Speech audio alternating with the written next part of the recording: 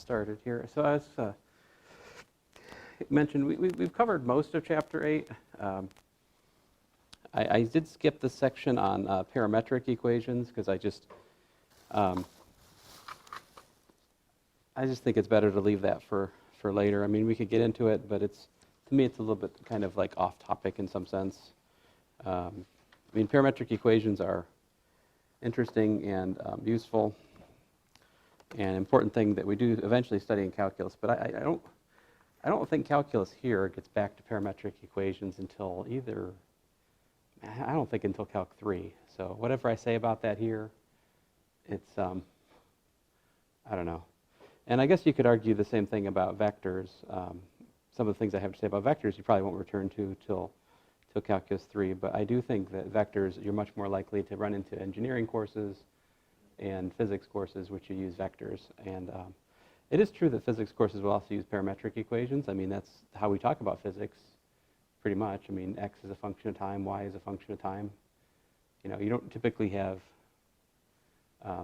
for example, you know, in physics you'll learn that, like, if you have, you know, motion, like projectile motion, it's in a parabola, right? But no one writes that y equals x squared kind of formula. You have x is, you know, the initial position plus the x velocity times time, and the y coordinate is, you know, the initial y coordinate plus the initial y velocity times time minus 1/2 gt squared. Those are the parametric formulas for like x and y. To get it back into the form like y equals x squared in like a regular parabola, you have to eliminate time, which is what we mostly work with, like y is a function of x in math, right? So like parametric formalism is, it's a little bit different, right? And anyway, long story short, I chose to not cover that for this course, all right? But to make up for that, I'm covering vectors in a little bit more generality than the book. So section 8.8 is on vectors, and I think at the moment I've pretty much exhausted what's in the book, all right? So, I mean, the book talks about unit vectors, and it does eventually talk about the dot product.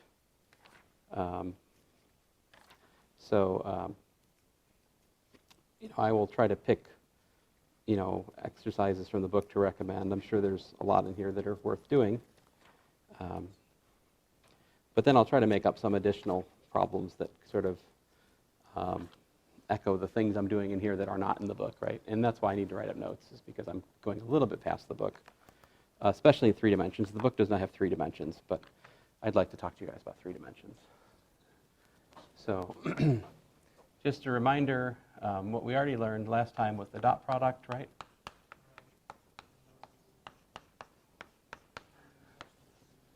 Yeah, so here it is. If we have A1, A2, and we take the dot product with B1, B2, it's A1, B1 plus A2, B2.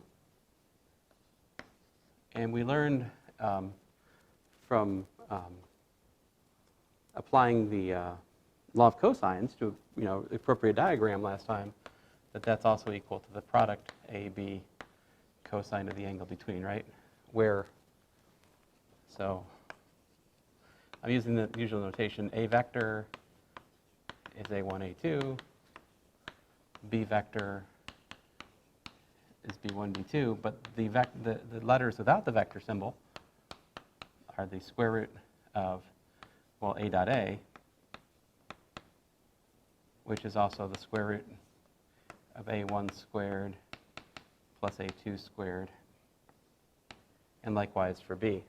What was the first one? You said A equals square root of what? A dot A. So like the dot product of A with itself is A1 times A1 plus A2 times A2. So we can talk about the length of a vector in terms of the square root of the dot product of the vector with itself, which is, you know, super nice. And so just to rewrite this formula again, we have A dot B is equal to AB cosine theta. And if you take the absolute value of this equation, something really neat happens. So the absolute value of that is equal to the absolute value of that, right? Which is, by the way, equal to AB absolute value of cosine theta. because A and B are magnitudes, so they're the length of the vector. So look at the formula. They're either 0 or they're positive, right? They're non-negative. And what can you tell me about the magnitude of cosine theta? It's what? It's less than or equal to? What? What's the biggest cosine theta can be in terms of like distance from 0? I see a 1. So this is less than or equal to AB. And so this gives us the so-called Cauchy-Schwarz inequality. The magnitude of the dot product is less than or equal to the length of A times the length of B. This is the other sort of annoying math notation for that, in case you're wondering. But every once in a while, I drift back into the math notation. Mostly so you'll be exposed to it when somebody else uses the math notation. You're not like, what's that? Anyway, that's important because that gives you a sense of how the dot product works, right? You could also write this, right? Minus AB is less than or equal to A dot B is less than or equal to AB. So the far ends of this inequality are corresponding to the case like this would be when A and B are parallel. If they're parallel, the angle between them is 0, and so like A dot B is just the product of the length of A times the length of B. And this is the other extreme, which is when A points one way and B points the exact opposite way. So again, you get a negative to illustrate the fact that they're pointing in opposite directions, but the magnitude of the dot product is always based on the product of the magnitudes of the vectors you're taking the dot product with. And like in between, right, like exactly in the middle when you have this is equal to 0 is the case like this, right? And so if you think about the graph of cosine theta, what's it look like? So here's 180, right? 0, 90 degrees. So like from 0 to 90 degrees, the dot product is positive. And then when the angle is more than 90 degrees, the dot product is negative, because that means that if the angle between the vectors is more than 90 degrees, they're essentially pointing in opposite directions, right? At least partly in opposite directions, right? Not entirely, right? So here's a picture of like 110 degrees, right? So it's not true. I mean, technically, is A pointing in the B direction? Are they well, they're not opposite, right? But so it's like part of B is pointing opposite the direction of A, right? And that's the part which gives you like a non-trivial contribution to the dot product. So one way I look at this is the dot product is a way to measure how parallel two vectors are. Like the larger the dot product, the more parallel they are. And if it's 0, they're straight up perpendicular, all right? There are many other applications for the dot product. So one thing I should mention is, so I told you about like I last time, right, and J. So for me, I always use X hat and Y hat for these because I think it's better description, but other people tend to use I and J.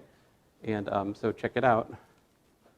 A dot I hat, well that's, A1, A2 dot 1, 0, which is A1 times 1, plus A2 times 0, which is A1, right? And A dot J, to a very similar calculation, is A2. So you can take the dot product of a vector with the unit vector in the direction that you're interested in, and that will give you the component of the vector in that direction.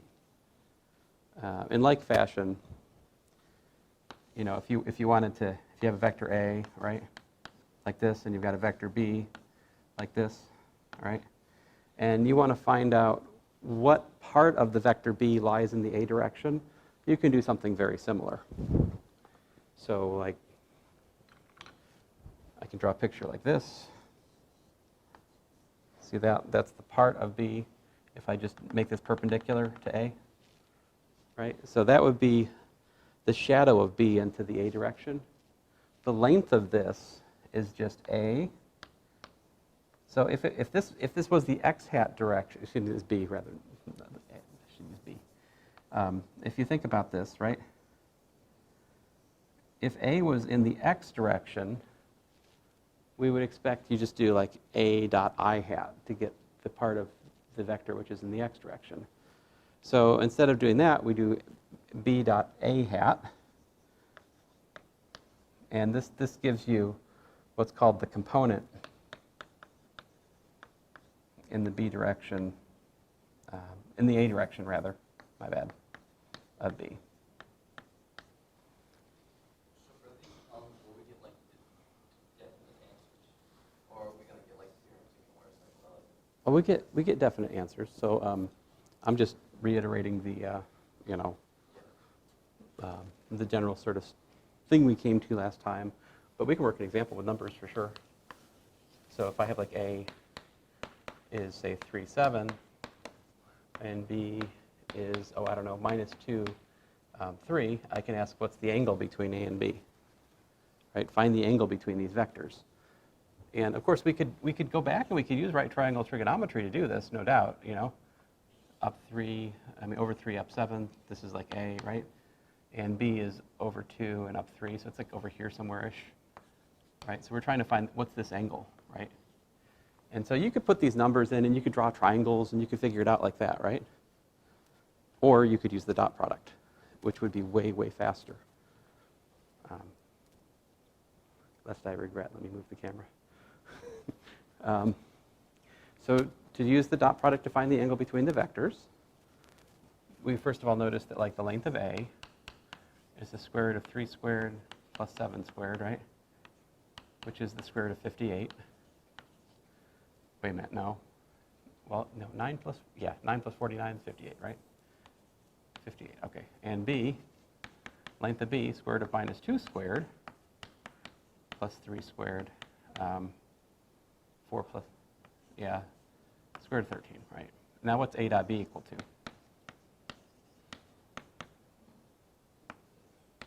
Mm-hmm. 3 times -2, 7 times 2. Yeah, plus 7 times 3. Now the dot product is a number, right? Can be positive, can be negative, but in this case it's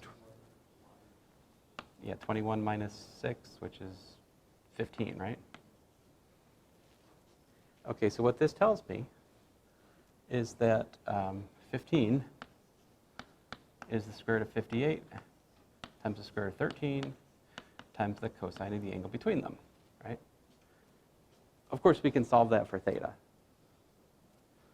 So theta, and you could go straight to this. I wrote this formula last class. Cosine inverse of 15 over, square root of 58 times the square root of 13. Of course, the square root, you could take the square root of 58 times 13 because the property is square root. And, at this point, well, got to use a calculator, right? Would you use parentheses at the denominator for that? Do what? Like, would you use parentheses at the bottom of 58 and 15? What I was trying to say is you could do this as cosine inverse of 15 divided by the square root of 58 times 13. That's the same calculation. For the thing inside the inverse cosine, I got like 0.5463-ish. And I'll take the inverse cosine of that. I'm in degree mode. I get 56.89 approximately.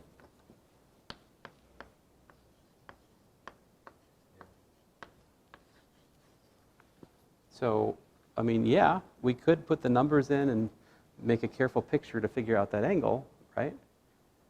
You could certainly use like law of cosines. You could make like this triangle here and make, like, you apply law of cosines to that triangle, sure. But this is far easier. So to find the angle between vectors, dot product is super useful. I should mention there's another application from physics that I would be silly not to mention. And that is that the work is equal to the force dot the displacement. So this is if you have a constant force, right, applied over some displacement, so you're moving. So here's the picture. You're starting at like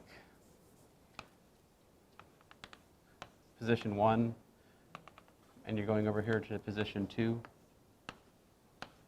So the change in position is the displacement. So you take the difference of those, right? And suppose the situation I'm describing is along the motion, along this path. The force is always like whatever. It's whatever it is. It's a rather boring force field. It's the same along the path. It's whatever it is, it is. It has a certain direction, okay? And then, so to calculate the work done by such a force, you do the force dot the displacement. For example, if you were to say, go from, let's say the point 0, 1, up to the point, I don't know, 4, 6, like that, and you wanted to calculate, and let's suppose that those are in meters.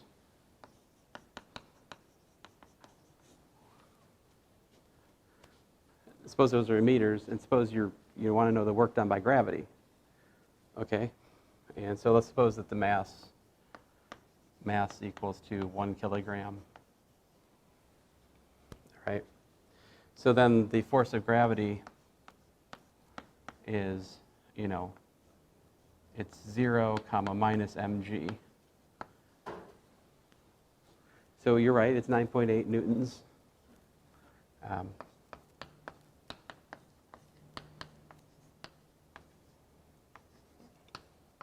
A newton is a kilogram meter per second squared, So what's the displacement here? Well, the displacement in this example that I've working myself into the corner with, the displacement here, vector, would be 4, I guess, these are meters.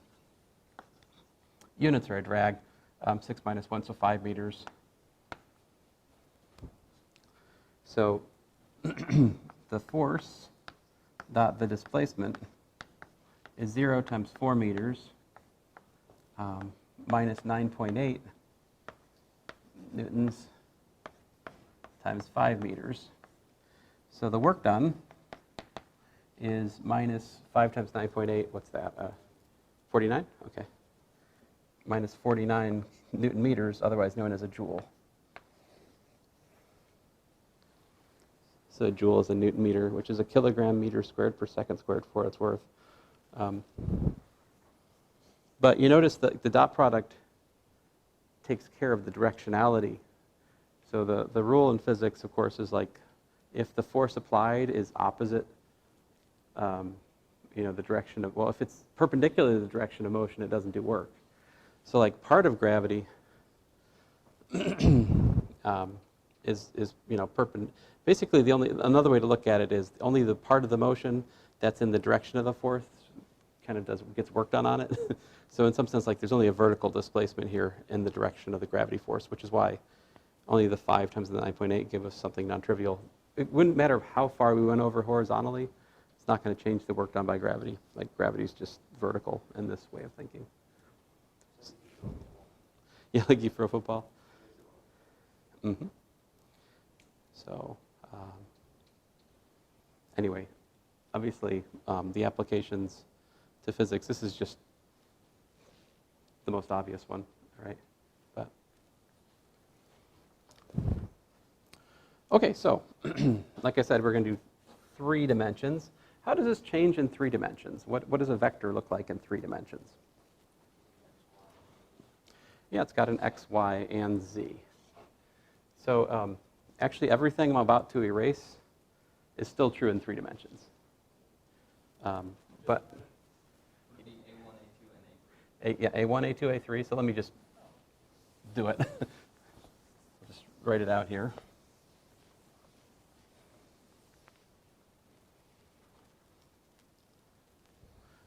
So, I mean, before I get to the dot product, though, I should just say a word about what is a three-dimensional vector. Well, it's a vector that has has three spatial, components, if you will. So, I guess I'm not really talking about the dot product just yet, am I? So, vectors.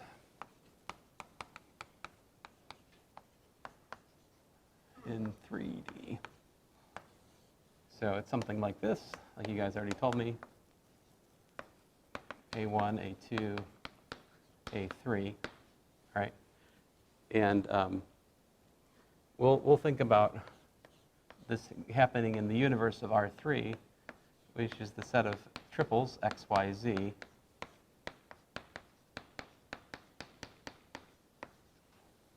So the way to picture R3, at least the way I picture it's like this. Of course, you can't really do full justice to it on a chalkboard, but there it is. So if you like, you could think of Y and Z being in the plane of the, actually part of this board, and then think about X coming directly out at you, right? So, for example, if I was to take the origin being that corner of the room,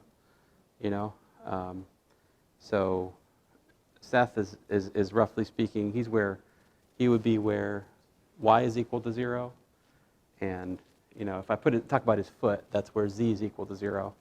So Seth is about at the point. If I'm using I'll use feet. 15, I don't know. 15 is roughly his coordinate. I mean, you can make them whichever way you want. I'm just choosing y and z to be in the board, and x pokes out. Oh, okay. Now, so where Hayden's sitting, he's about the same x, but he's a little bit over this way. So Hayden is roughly. I'm talking about your foot. So your foot, you're about right here. You're maybe like, I mean, you're a little bit further out, aren't you? So you're about here. So you're probably at like 16, 1, 0 at your foot, right? And since Jared's got his feet on a chair, and so he's like, let's see, you're over y probably about 30, maybe 20, probably 30 from the, so, and you're about the same row as Hayden? Same row as Seth, I can't tell. It looks like I'm between both. Oh man, all right, so this is complicated. All right, so you're kind of like sort of, he's over here-ish. So you're like, well, what's your x? X would be between those two. Oh yeah, so I actually supposed to put you over here. My bad. So you're at like 15.5. Your y was, what did we say, 30? And your z is about 1 or 2. There you go. So there you go. Coordinates of you guys in the room relative to the, that being the. I hope that gives you a sense of what we mean by these coordinates, right? I think it does.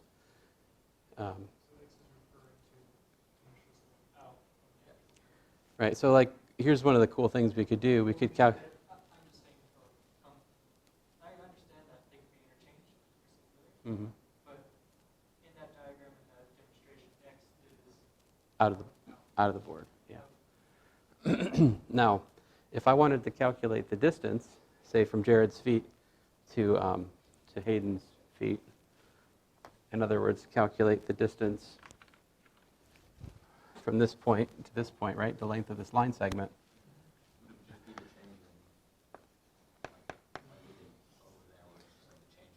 Right, so you do 16 minus 15.5 squared plus 30 minus 1 squared plus 2 minus 0 squared. That would be the distance, actually. So you just add another square is the way it works. I can show you a picture to explain why in just a second, but so that's the distance formula in 3 dimensions. You just take the difference of the x, the y, and the z components squared, square root it after you add them together. It's going to be really close to 30.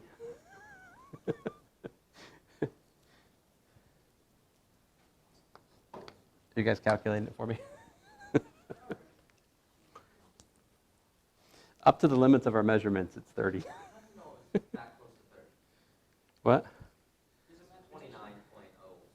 29.07. 29.07? Really? It's less than 30? Oh, yeah, okay. 29.07. It's because this term dominates. Okay. Like, the other stuff is puny compared to that. But, okay, so,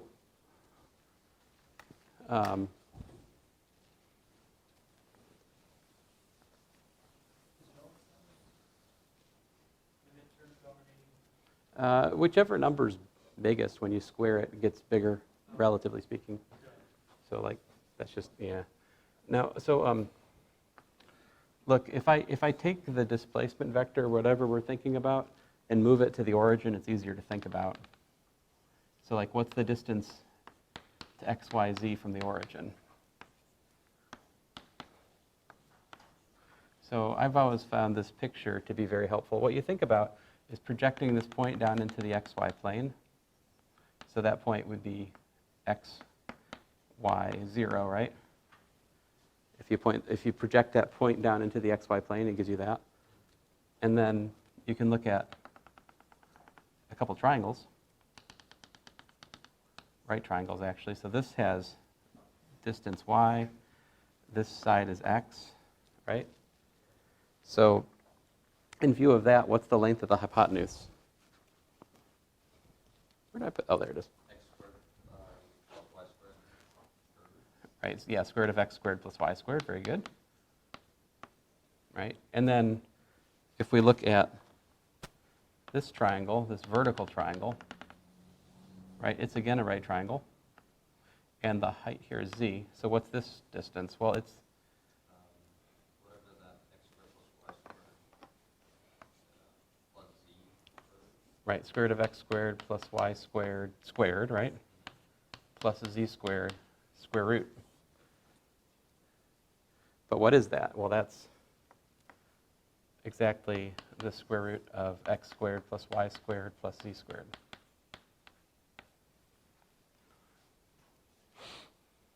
So the same principle applies when you look at displacements between pairs of points. You can just think about the x and the y and the z being like the change in x, the change in y, and the change in z. And you get change in x squared plus change in y squared plus change in z squared is the distance between those 2 points.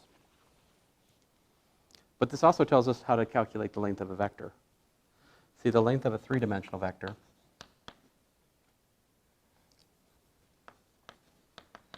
what is it? It's the square root of a1 squared plus a2 squared plus a3 squared, just the same.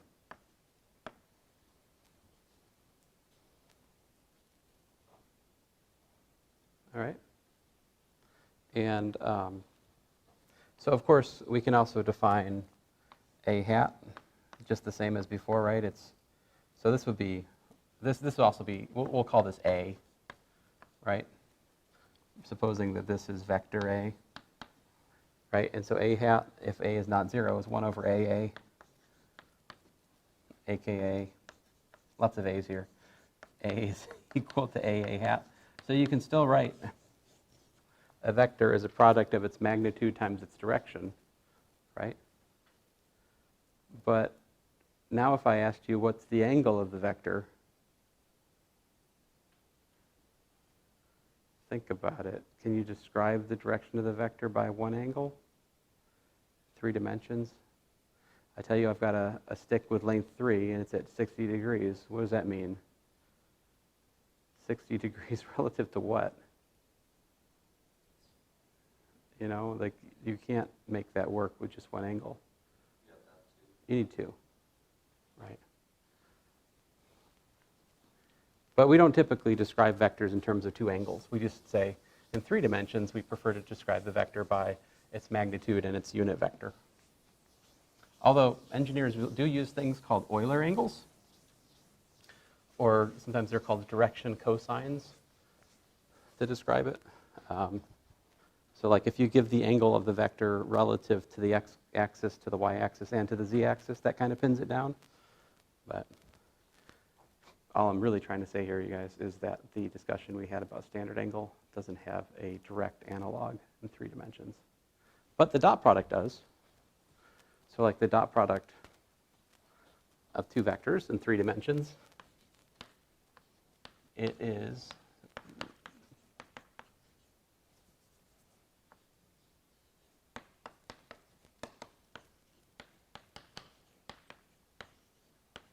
so just that, right? And it is still the case that this is equal to a b cosine of the angle between them. Because the argument I gave still holds, you can just think about the plane in which the vectors lie, and you can fall back on the 2-dimensional argument I made.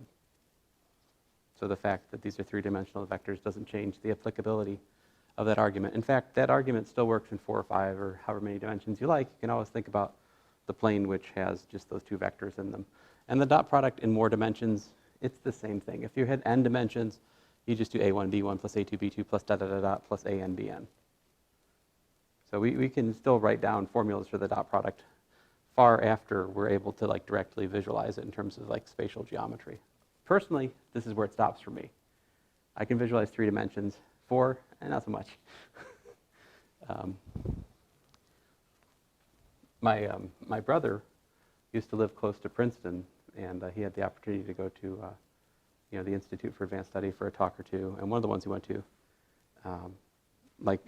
the one he went to, like the leading string theorists, in the world were there, like Witten, and probably Seiberg, I don't know. And they were asked, Brian Greene, I think, was there giving a sort of a whatever talk. But Brian Greene has written a lot of layperson books on string theory and such, He's probably the chief salesman of our time. And anyway, he asked them, do any of you visualize things in 4 or more dimensions? These are people whose life's work has all been in like 10 to 26 dimensional physics, all right? And they're like, no. But they think there's a mathematician somewhere in Europe who can do 5. But no, like when people talk about visualization, it past 3 dimensions, we rely on formulas and relations and algebraic understandings of things. We don't, maybe you've got some kind of cheap mental picture, but like direct spatial visualizations for most people stops at 3. And anyway, so here we go. And so if you wanted to calculate the angle between 3-dimensional vectors, this is how you do it. So I'm going to give you guys an example. Example 3. Maybe it's example, I think it's example 5. I just didn't number them right. We'll call it example 5. So, all right, you got a cube, right? So I want you guys to tell me what's the angle between the diagonal that connects this back corner and what's this angle here?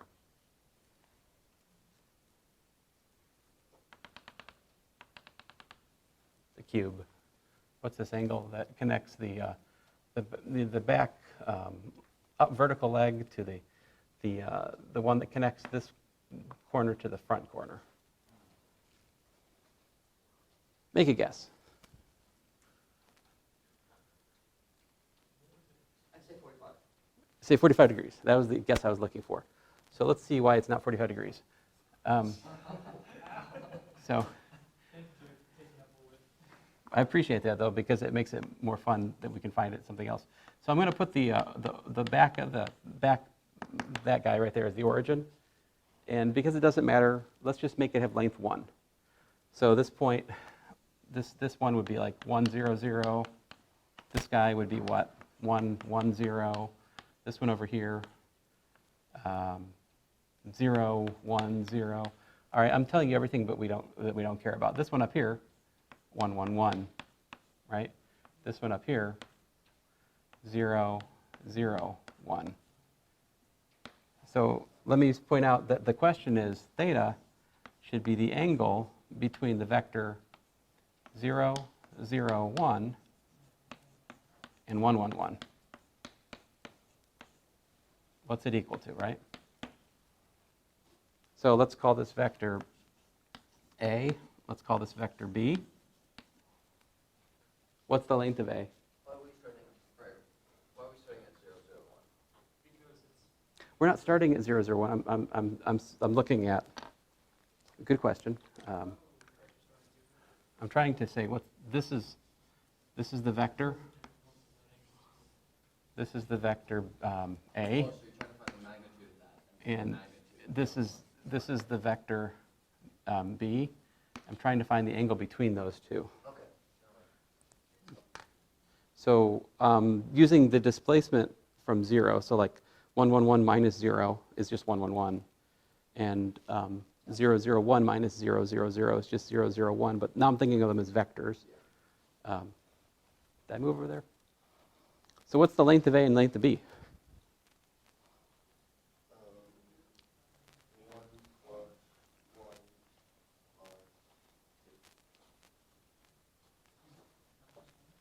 So A is 1. And B is the square root of 1 squared plus 1 squared plus 1 squared, also known as square root 3. Now remember, theta is the inverse cosine of A dot B over AB. So what's A dot B here?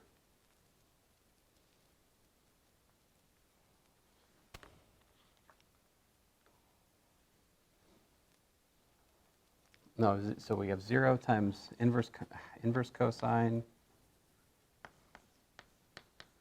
So we do 0 times 1 plus 0 times 1 plus 1 times 1, right? I should have done this before I wrote this step. Oh well.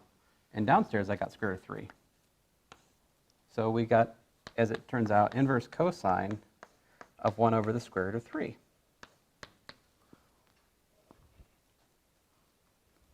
What's that?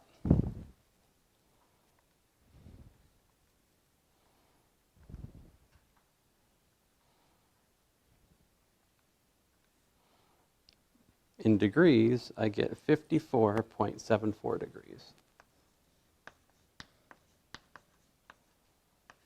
Now let's talk about why 45 degrees is wrong.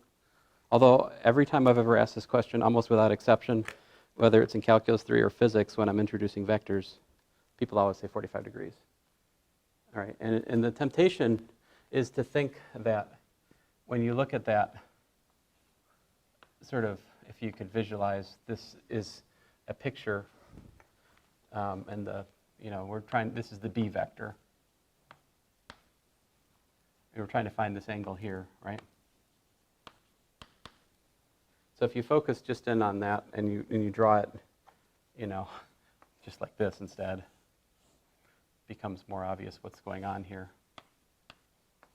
The thing is, this has length 1, but this right here actually has length square root of 2, because this is 1 and this is 1, so that makes this square root of 2.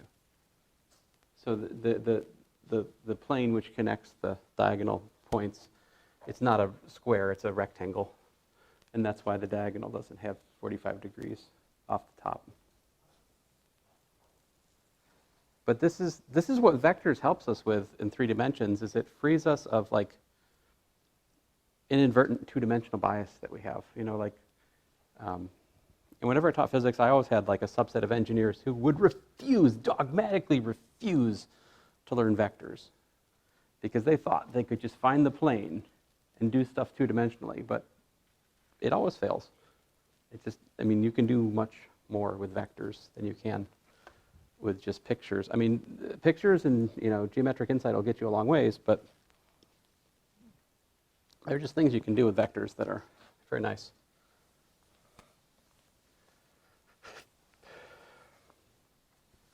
So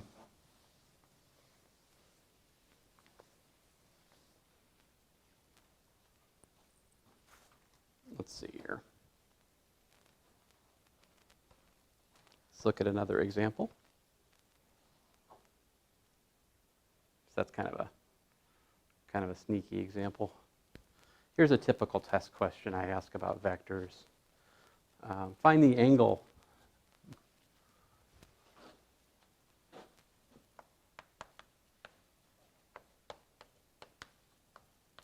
Find angle A equals to, let's say, 1, 2, 3, makes positive z-axis. We'll do that. That's for part 1. And for part 2, we'll do positive x-axis, all right?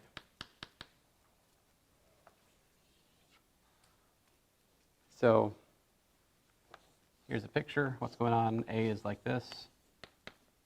And where is the positive z-axis? Well, like that, right? So I guess I should mention, in 3 dimensions, we've got this.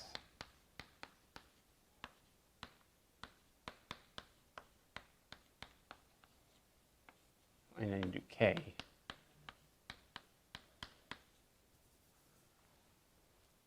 So this ijk actually goes back to an older story, back to what are called the Quaternions. So Quaternions were something that predates vector notation by about 40 years or so. This was discovered by Hamilton in about 1840 or so. But anyway, let me focus here. So k hat, this guy, right? We're trying to find this angle. So how do you do it? Well, so what's the length of k hat? Well, it's a unit vector, right? So surprise, surprise, it has length 1, right? What's the length of A? 1 squared plus 2 squared plus 3 squared, right? So what do we got? 15? Okay. Yeah, square root of 15. Very good. So theta is inverse cosine of A dot k hat over length of A, right? Because the length of k hat is 1. So what's A dot k hat?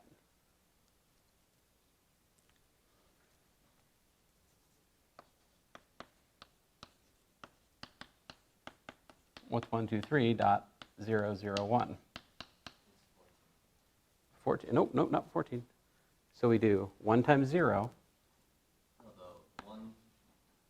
Oh, this is 14? Yes. Oh, yeah, sorry, I'm very gullible. 14, thank you. Okay, I got you. 1 times 0 plus 2 times 0 plus 3 times 1. So you're correct. I got you. So if I should put square root of 14 there. And of course, the dot product is just 3, right? Just 3. And so this gives us inverse cosine of 3 over the square root of 14. Whatever that is.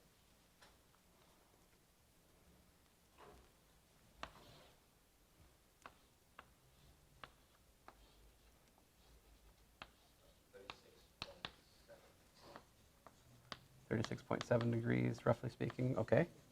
36.69922. Okay. The chalk has spoken. Let's see here. How about the positive x-axis? There we're looking for the angle like this, right? So and so I could call that angle alpha. Actually, traditionally, this angle is called gamma.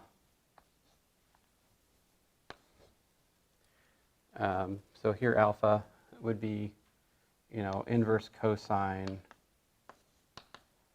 of A dot I hat divided by the length of A times the length of I hat. But again, that's just A again because the length of I hat is 1, right? And so we already figured out A is length square root of 14, so this is just, inverse cosine of, what's A dot I hat?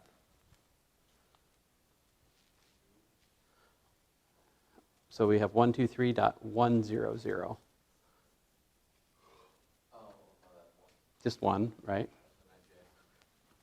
Oh yeah, we'll do that next. Why not? Square root of 14. And so, yeah, beta, if we do the angle to the off the positive y-axis, that's called beta. So this one was 74.5? 70.45? Oh, 74.5. Okay, thanks. Approximately. And then beta would give you the angle from from j hat to B, to A. That angle, inverse cosine of A dot j over A j hat, right, which is the inverse cosine of 2 over the square root of 14. 57.7 degrees. Okay.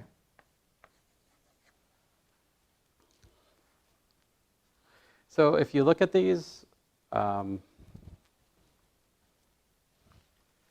this is this direction cosines business I was talking about a second ago here. Let me just write out these formulas and show you what's going on. So you have A dot I hat equals A cosine alpha. A dot j hat equals A cosine beta. A dot k hat equals A cosine gamma. And so this is also equal to A1. This is also equal to A2. This is also equal to A3. So you see what we have.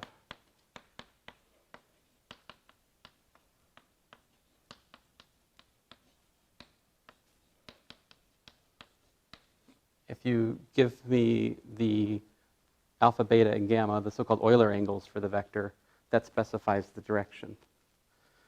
The unit vector, actually. So like you can factor A out. See this?